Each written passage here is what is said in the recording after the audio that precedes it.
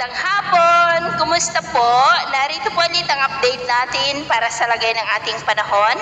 Ngayong hapon po ng November 8, 2023 na kung saan sa ngayon po ay easterlies pa rin ang hangin na umiihip sa silangan po ng ating bansa habang ang amihan ay nandyan po sa may extreme northern Luzon. At ang LPA naman na nasa labas ng ating area of responsibility, kung pagbabasehan po natin ay pinapakita na ilang mga forecast models, ay posible po itong lalapit sa ating kapuluan kaya atin pong babantayan ang development nito at ito naman ay pinapakita ng forecast model na atin pong ginagamit hanggang po sa susunod na 2 linggo. At sa lagay ng ating panahon, ngayong hapon po ay maulap na kalangitan na may mga pulupulong pag-ulan sa ilang bahagi ng Palawan, Zamboanga Peninsula, Northern Mindanao, Sorsogon at Davao Region. Posible ang may kalakasan na mapag-ulan sa mga nabanggit po na lugar.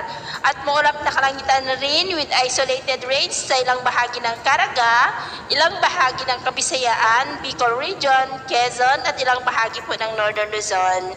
At sa susunod po ng mga oras ay posible pa rin ng mga isolated rains sa ilang bahagi po ng ating bansa kaya mag-ingat pa rin po tayo sa mga banta pa rin ng mga pagbaha at pagguho ng lupa.